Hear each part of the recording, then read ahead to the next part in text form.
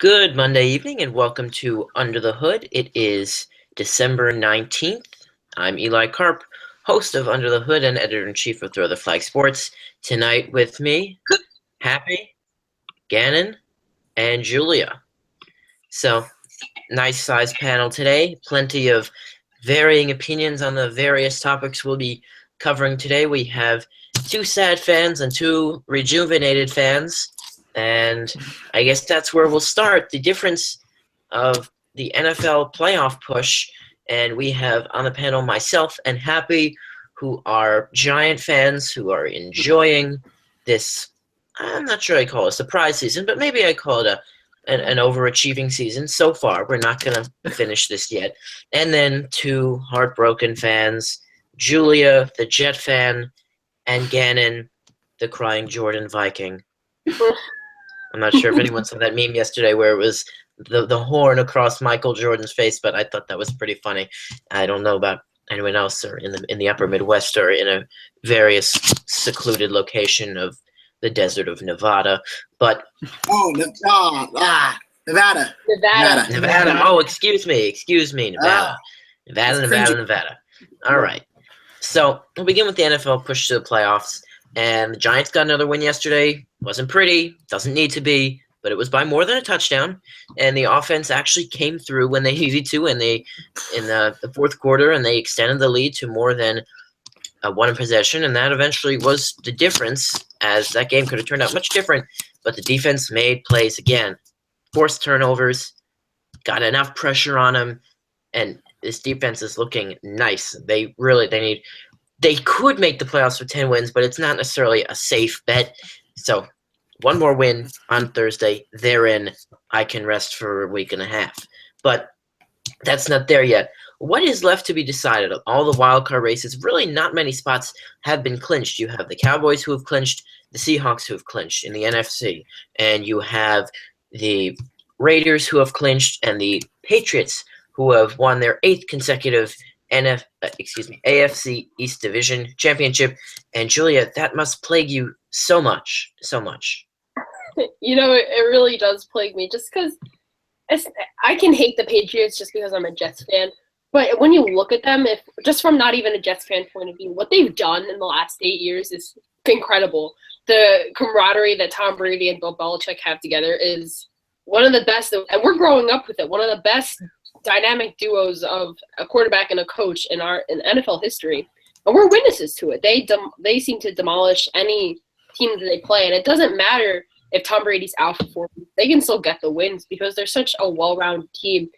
And when I look at this playoff push, and I think, do you guys think it's a safe bet to say that the Patriots will clinch home field advantage throughout the playoffs? I think so. Because then the question becomes, who can compete in Foxborough against the Patriots? And I think that one of the teams that stands out to me that could potentially compete in Foxborough against the Patriots is the Steelers. Just because, I don't know, when the Steelers and Patriots play together, it's always a very interesting matchup to see who comes out on top. But when I look at the AFC, I know the Raiders are very good right now, but I don't think they could go into Foxborough and beat them. But that's my opinion. Anyone, before I go, Gannon, you have input on that? Well, I'm not trustworthy of Oakland because they're still so young. I do believe that they're a good team and they're definitely on the rise. I think a year or two from now, once Derek Carr has a few years under his belt, maybe a little bit of playoff experience, as well as that defense, maybe can add a few pieces in the coming off seasons. I think they'll be a real threat to New England in their final years of their dynasty as Brady obviously goes out. But I think this year, I'm not sure anybody can stand in New England's way. Julie, you said the Steelers. I could definitely see that because that Steelers offense could be a threat to the Patriots defense, which has been a little bit off at times. Another team I see that could really be a threat, perhaps Kansas City, because they have one of the better defenses in the AFC. And their defense might be able to at least slow down Tom Brady and the Patriots offense. So those are the only two teams I really see stopping New England, and I don't know about Oakland right now. Happy? Oh, yeah. What Gannon basically said is I agree with all of it. Just I think with the idea on the Chiefs, though, I don't think the Chiefs have really any chance of beating Patriots. I mean, the Chiefs lost to the Titans, and the Titans barely sometimes their offense is lackluster. I mean, Mariota, great quarterback, but just not able to really sometimes pull out the cohesive drive. They did have to pull out a late drive in the end to get the win. But yeah, the Steelers, like I agree with Julie on that, is the only team that I really see that can compete. Their offense is, I think, the strongest, and their defense does come up big when needed. So, yeah, Patriots. Yeah, I have to agree with the Pittsburgh statement. And it's funny how we're talking about Oakland being, oh yeah, they'll challenge in a couple years. This could be a 13-win team this year. There's a very good chance this can be a 13-win team. But I think that just goes to show that we don't quite have the confidence in Oakland and necessarily in their defense. And even Derek Carr just going all the way across the country to one of, I'd say, the top 4 hostile environments in the NFL. Just so hard to win in the playoffs. I just couldn't see Oakland getting it done. I agree that Pittsburgh would be the team only because whereas Derek Carr may get phased being a little younger, Big Ben not going to get phased. He may not win, but he's not going to get phased. I honestly, at the moment, I don't see anyone beating New England, and it's also funny bringing up Kansas City, how we now see Kansas City not going to be able to beat them, at least Happy says. And just last week, after they had beaten the Raiders on Thursday night, we're like, this is clearly the number 1 team in the AFC. Well, clearly they're the best. But, the Chiefs are just so hard to judge. They're such a tough out. They're so pesky, but they're not going to blow you out, and often they get in their own way. If you look at their wins this season, and then look how many of their wins come by very few points and how they just barely snuck out, whether they've cost it or whether they've gotten a little lucky and they should have won or lost that game. So, I mean, Kansas City's season could swung a couple ways, and I'm not abandoning Kansas City's ship yet.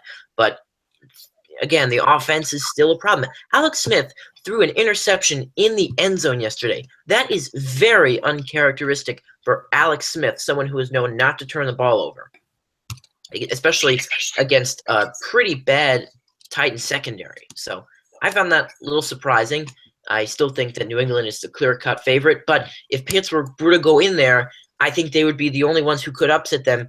And Pittsburgh's defense has been playing better of late. They only gave up, I think, 38 yards to the Bengals in the second half, and their defense really tightened up, and the loss of Gronk could be an X factor if it were to come to that. Not saying it will, but if it did, that would be something to watch. If you're watching, please submit your questions. We are more than happy to answer them. Let them dictate some of the things we discuss. Otherwise, who thrived and who fell flat on their face yesterday? Obviously, the Vikings fell flat on their face. And Gannon, I'm going to let you take the floor for a little bit. Just explain what exactly was going through your mind yesterday. Well, by the end of the second half, I had left the living room and turned my back from the television, sitting in the kitchen. And I was asked, why aren't you watching the game again? And it was because it's easier to not watch. Even when you know something bad is happening, you can hear the call going on behind you. It's just easier to not look and see it go down. And it was just that painful yesterday. It was one of those games where you just don't want to watch. And that's kind of been how it has been this second half of the year for the Vikings. I don't have an explanation for it. It's been 2 different seasons. There's the pre-bye week Vikings and the post-bye week Vikings. One is 2-8, and the other is 5-0, and that's 2-7, excuse me. And that's just the end of it. I don't have any explanation as to what happened in that bye week. Perhaps I cursed them because I was there for the last game of their undefeated stand. I have no idea what's happened. Offensive line's been an issue. The defense has not been the same. They've fallen at crucial moments. The offense has not been able to get that spark necessary. No running game. I don't know. It's tough to describe. You know what? I have a theory that you just kind of threw out there. You were there for their last game of their 5-0 season. You know who also was there? Brock Osweiler. Brock Osweiler clearly left some of his Brock Osweiler disease in U.S. Bank Stadium, and the Vikings have not been able to find it and eradicate themselves of it. So maybe I forced it out of him because I remember Brock Osweiler walked right in front of me while I was there, and I yelled at him, "Nice one, Brock," and he looked at me, looked at my direction, and I was excited. But maybe that was bad. He probably said you're right, and then he spit, and then the turf became like red or something. But that's just $72 million. The man can't buy a throw. It's unbelievable. I mean, he was 4 times better last year in his limited playing time in Denver than he's been in Houston this year.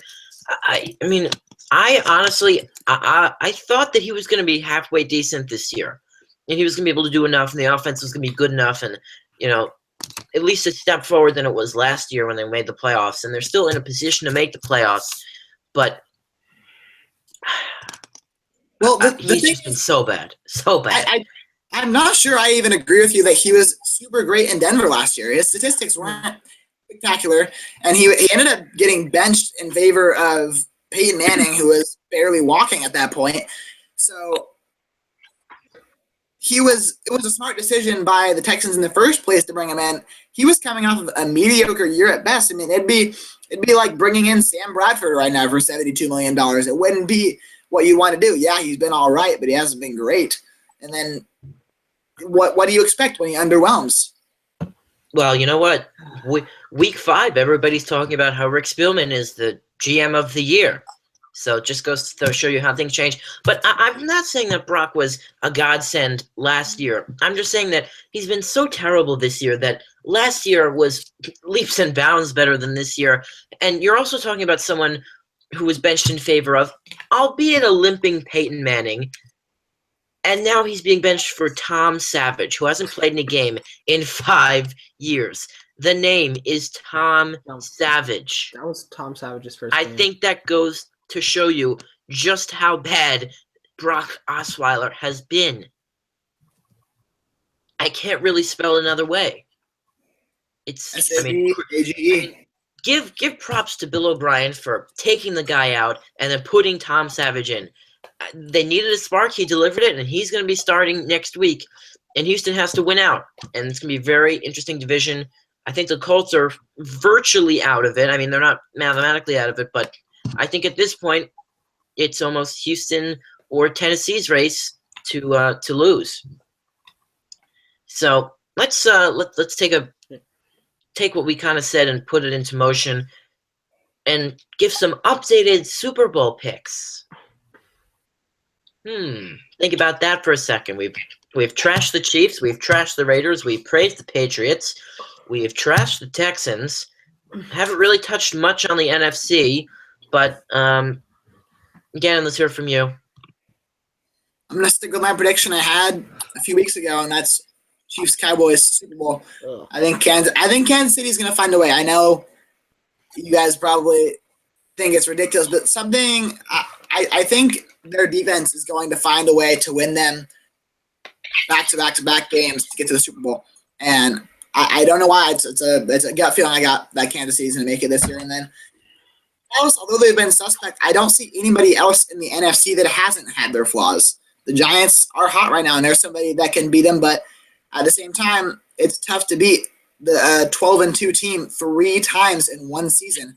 So that kind of is something to look at for the Giants. And then the Seahawks, they've been awfully spotty. They've been rough at times, and they've been the best team in the league at times.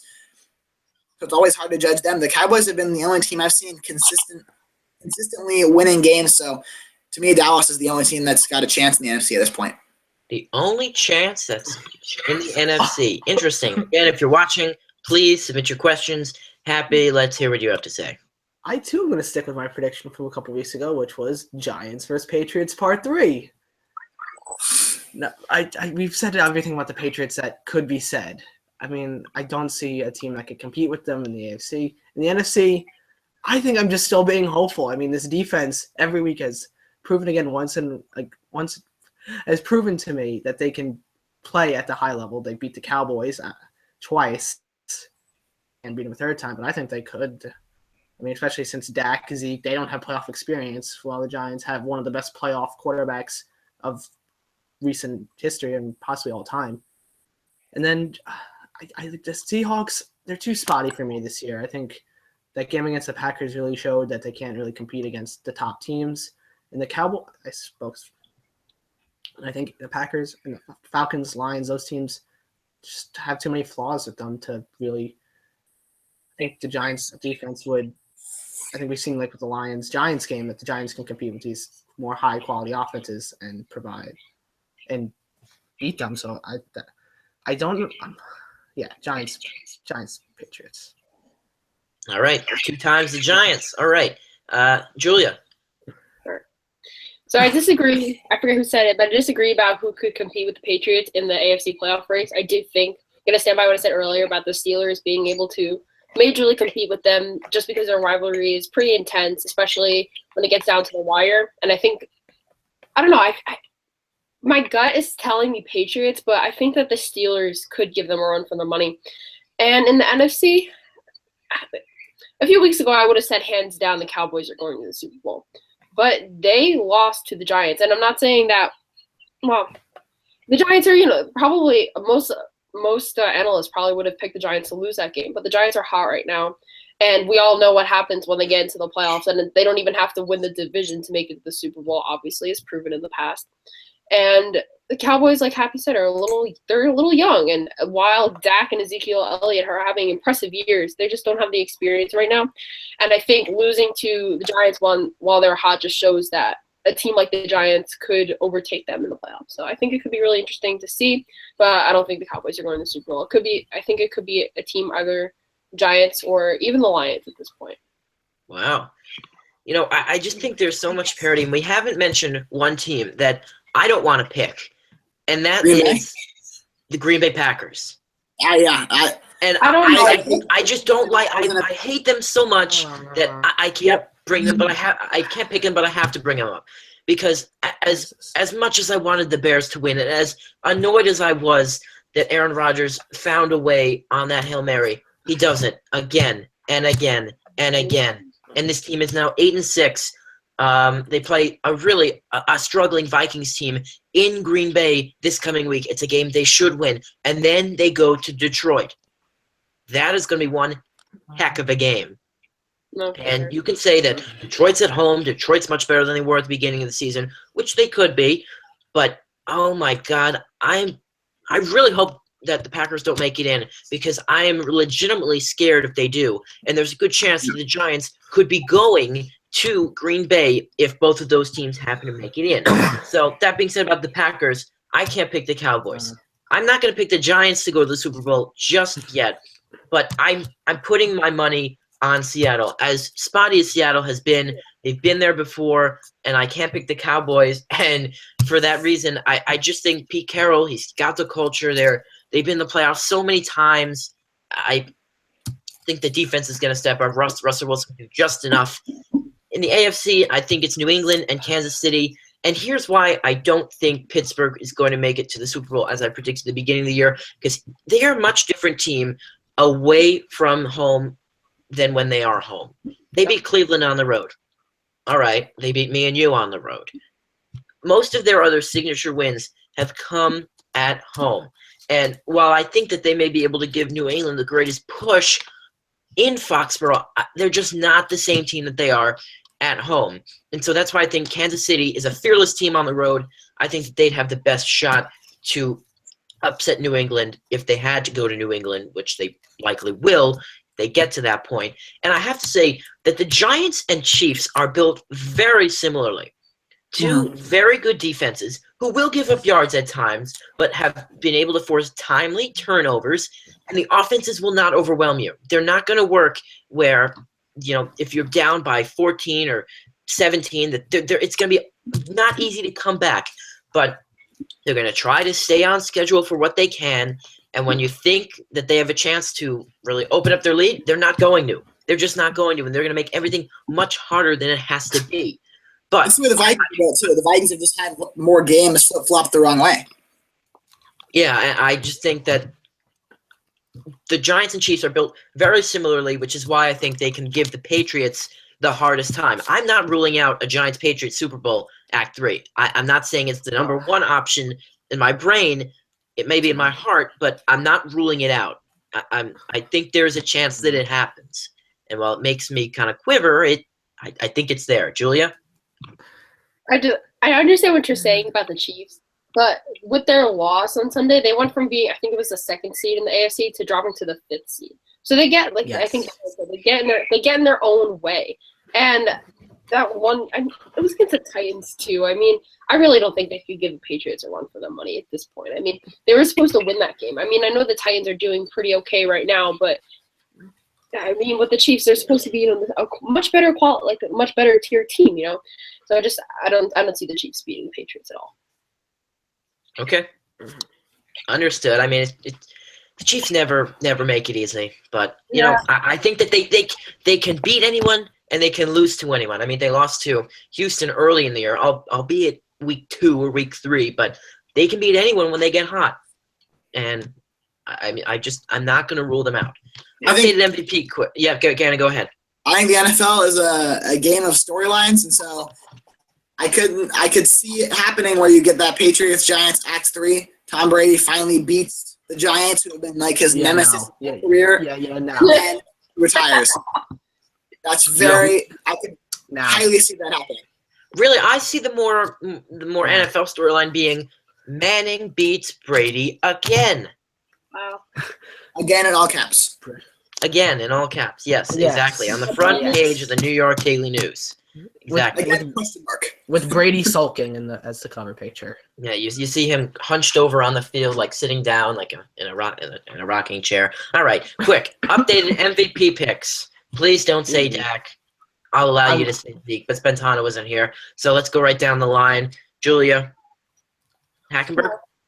Yeah. No. He hasn't been active for a game. All right, we'll get to him in a minute. Which makes him statistically the best Jets player. I still want to say Ezekiel Elliott. I mean, another game where he had 159 yards and a touchdown. Just every game, just spitting out crazy numbers like that. And I guess it's an obvious choice, but it just seems obvious. You know? Gannon? Yeah, I mean, Ezekiel Elliott is a real possibility. Man, I'm struggling to come up with somebody right now because there really hasn't been anybody that's really led their team. You could think of the quarterbacks. You could say Brady. You could say Carr. Yeah. I'm not sure I'd give it to Stafford. I mean, Stafford's been if you look at it in most valuable player, Stafford could be the MVP, but I don't think his numbers quite back it up. You should just give the MVP to the entire Cowboys offensive line. All right. There. Happy? Are you okay with that? I mean, no, I don't want a Cowboys player winning MVP. I mean, it might happen. If Zeke wins it, he should cut that trophy into 5 pieces and give it to his offensive line. Agreed. No. He should cut it into 7 for the offensive line, 1 for himself and 1 for the Salvation Army. Okay, I have to say that the man who I picked at the beginning of the year is probably not going to win the MVP. But in my mind, he still deserves it, and that is David Johnson. The man is an animal. 14 straight games with over 100 receiving or 100 scrimmage yards. You just can't stop the guy. Similar to Zeke, I just think that he's had slightly less of a supporting cast, and I don't think the name is quite as big. The lights aren't as bright in Arizona because they've underachieved, but David Johnson has not underachieved. And if I was voting, I would give it to David Johnson. Happy? Well, oh yeah, I never really gave my pick. We were waiting. But yeah, I'm gonna go Derek Carr. I think he's led a team that was terrible last year into a 13-3 record, and he's not yet. Big games. I don't know. I think not much else. All right. I don't want to give it to a Cowboys player. Gannon. Once again, I hate to be the guy to bring it up because I absolutely hate it. Aaron Rodgers. If the Packers win out, you can't rule out Aaron Rodgers. True. If they win out, it's a 6-game winning streak for them to rally his team back into the playoffs for a division title. I mean, that's something that can't be ruled out either. Even though I despise the Green Bay Packers organization, and I despise Aaron Rodgers equally as much. It's somebody you can't rule out ever for an MVP award or a Super Bowl. It's one of those teams you just can't forget about. Wait, and once you're gonna have to look at this. Once you get to the elite quarterbacks, which names are never going to leave the conversation, there's a good chance we throw out all these names that many of these names can be in consideration for the. I think they go by conference. the offensive player of the year. I believe they do it by conference and They not do. just one overall. But you They could do. have Brady being, if he's not named MVP, you could have him being the AFC Offensive Player of the Year. You could have Drew Brees has to be in the conversation for NFC Offensive Player of the Year. Rodgers has to be in there. Zeke will be in there. I'm sure Matt Ryan and Dak will be thrown into that hat. But I think that, it's a race. It is a close race for MVP, but I think we're going to see even a lot of those people who don't get their name called. I think they're going to get some kind of recognition. Any other MVP thoughts? Julie, were you trying to get something in before? Oh yeah, I was just gonna ask, it was like sort of a random question, but if the Lions win their next game, do they clinch the division? I I believe so. I believe so. Yeah, they do. No, I don't think they do. Who won their Because matchup? Because first if one? the Lions are 9-5 right now, if they win, they're 10-5, and the Packers, if they win, they're 9-6. That game, the Packers already have depends. Packers already have the head-to-head advantage Oh, over yeah, the you're Lions. So if they were both 10-6, and the Packers have both, Packers win the North. Go home to Detroit. Go Detroit. Go Lions. Come on, Stafford. Wait, so Beat it's the Detroit, Cowboys. Yeah, please. Keep the Giants in the very slim division hunt. You never know. Imagine. Oh my god. All right, now to our relatively new segment. And yes or no, we're just going to go right down the line. Each person going to give yes or no to their question asked. Julia, yes or no? The Green Bay Packers will win the NFC North. Oh God. Yes. Ooh. Gannon, Tom Coughlin will be the head coach of the Jaguars. Oh, Yeah. Wait, is that something? Happy, Brock Osweiler will be in Houston next year. Yes or no? What's his contract? $22 million. He'll be in Houston as a backup. Yep. Julia, the New York Giants clinch a playoff berth on Thursday night. who do they play? The Eagles Eagles. in Philly. Yes. Gannon, the Tennessee Titans will win the AFC South. Oh, I got this question last week. Yeah. All right. That's what I said. Happy, Tony Romo sees action at some point in these next two games. Oh man. No.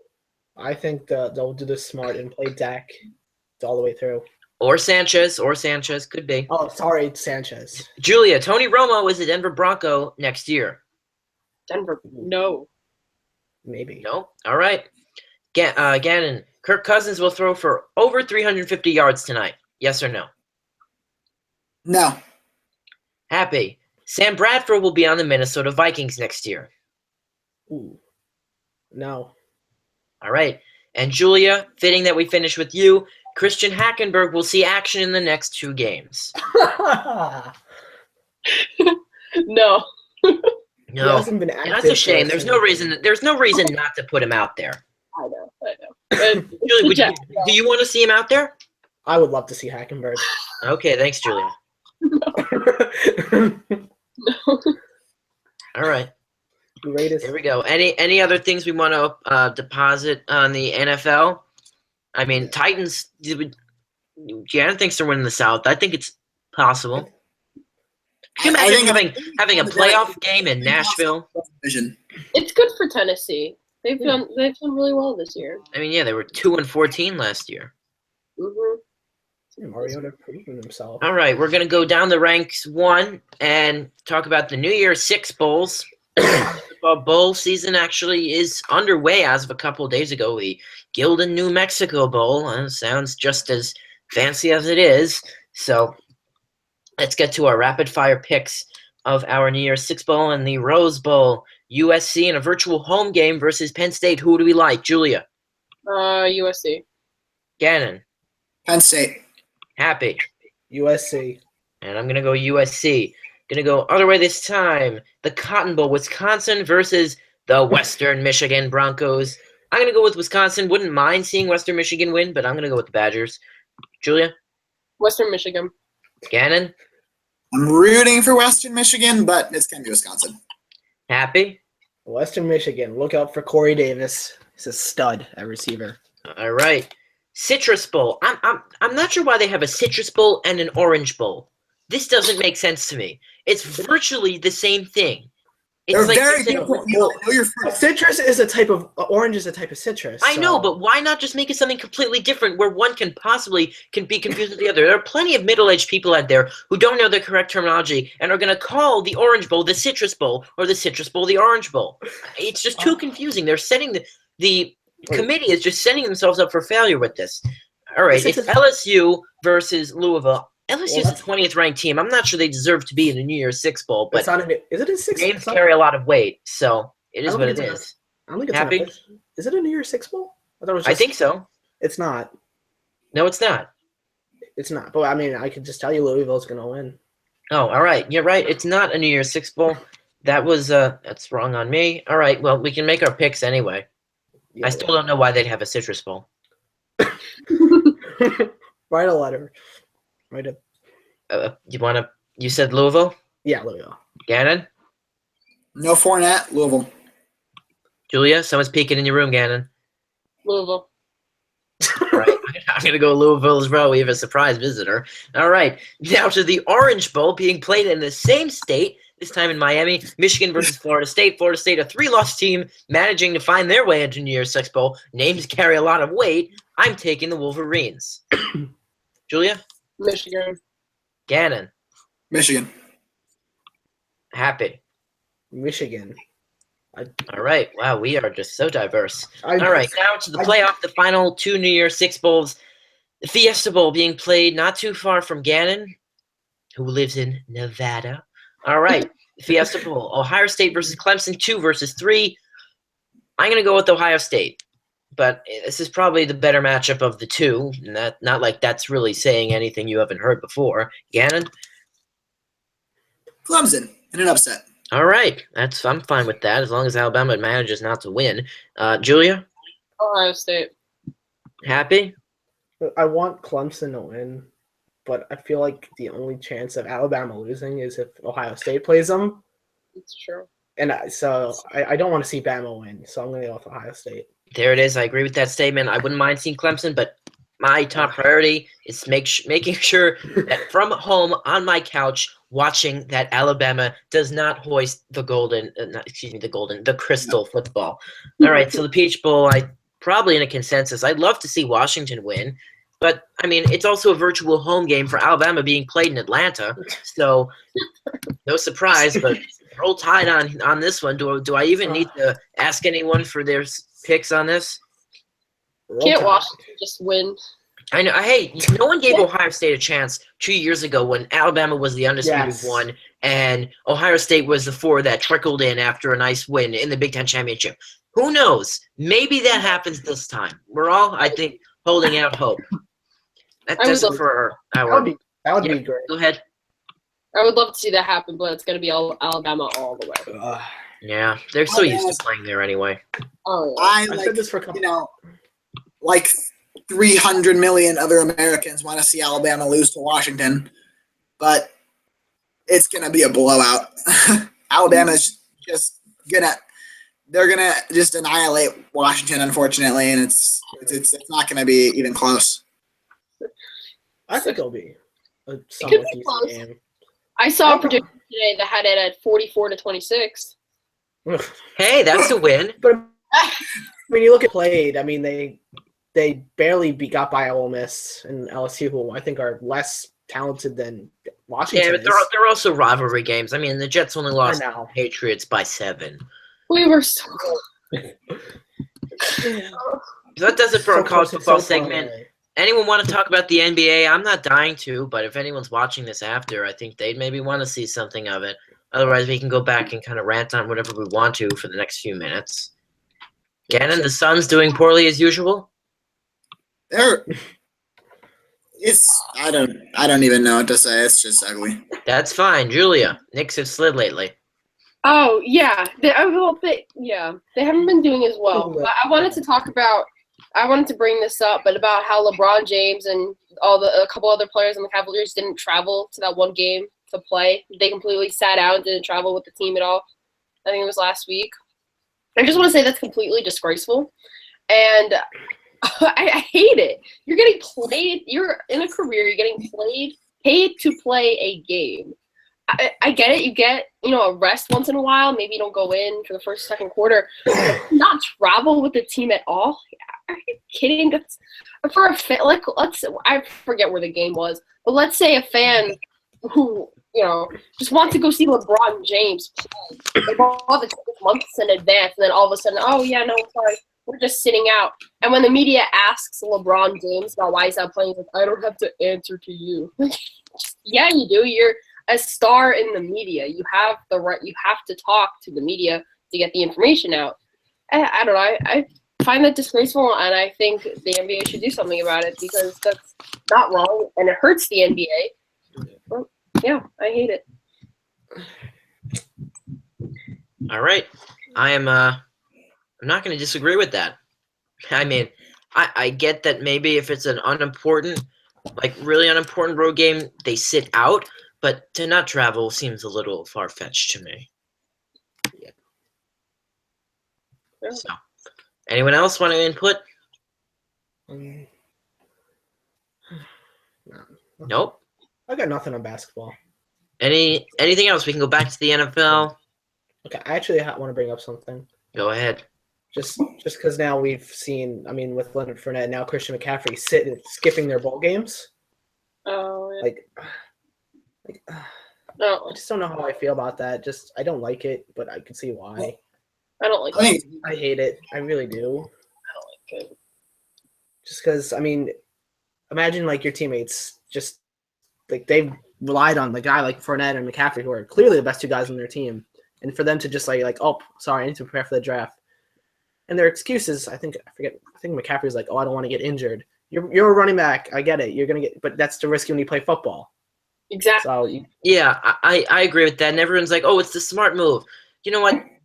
You don't sit out typically a regular season game for the same reason. This is what you've worked your whole regular season for. And it's for a lot of them, what you've worked your entire college career for. So to then just say you're going to sit out one more game, I'm not a fan of that. This is not, it's not a national championship, but it still means a lot. You risk yourself every time you walk outside the door. You risk yourself every time you step on a field. But for these types of a game, I don't get it. Yeah. It's stupid. I hate it. It's annoying. It's how do you tell your teammates?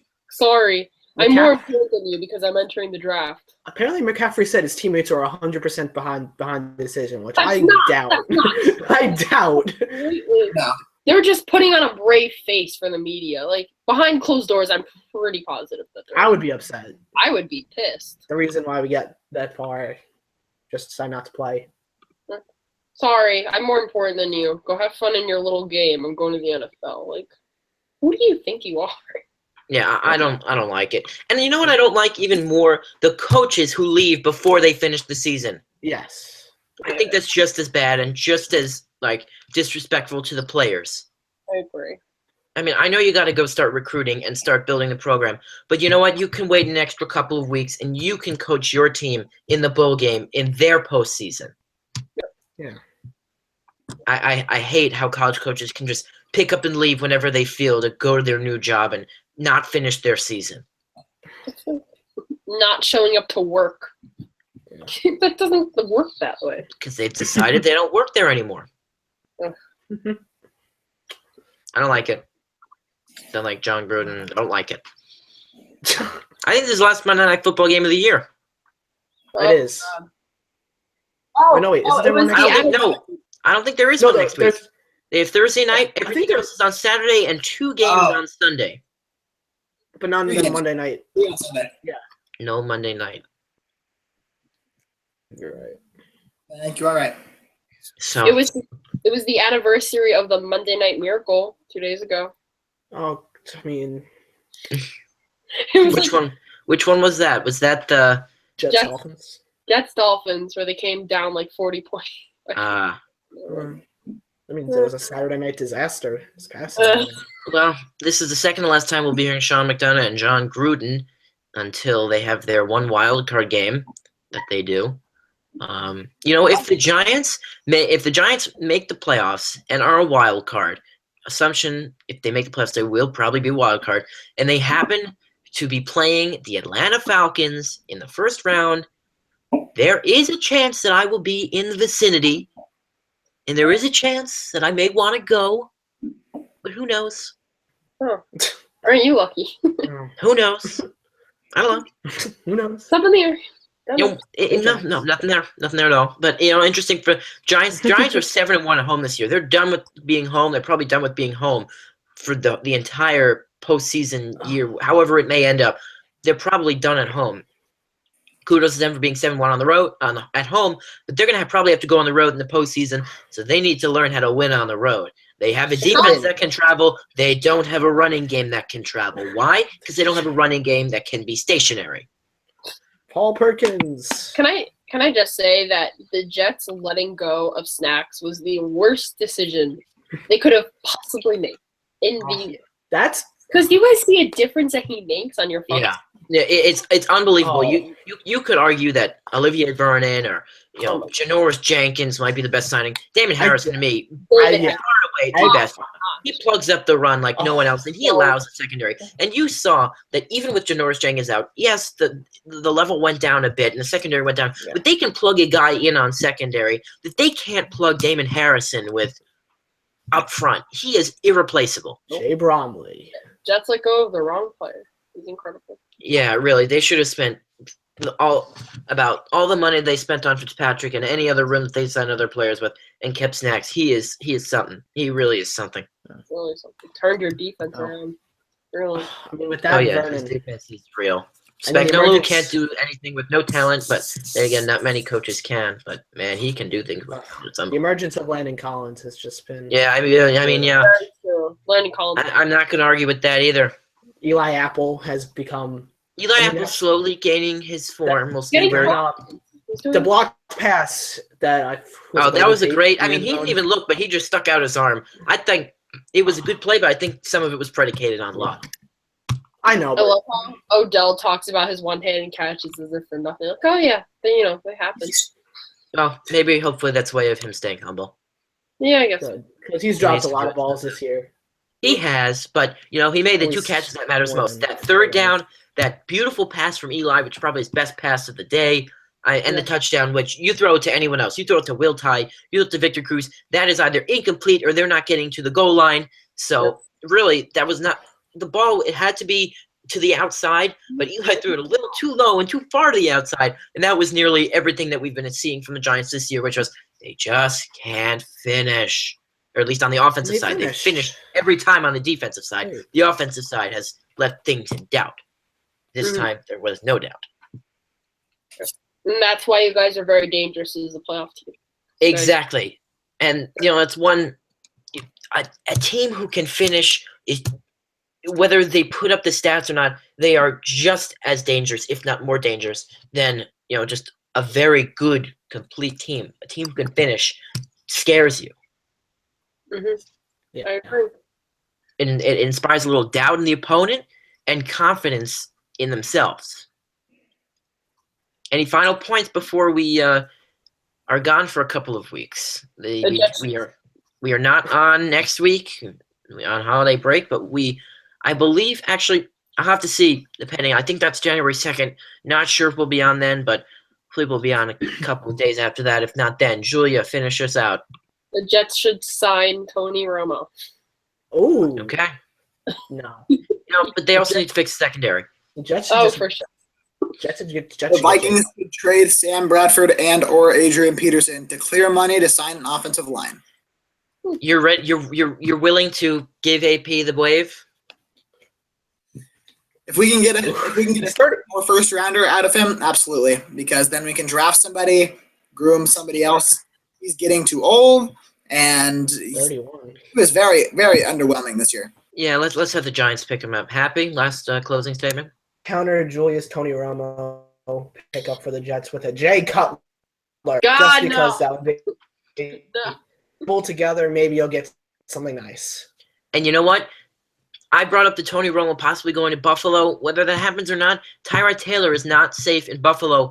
So I'm looking at Denver to target Tyrod Taylor and Tony Romo if they hit the market in the offseason. With that being said, thank you for watching tonight. We'll be back in about 2 weeks.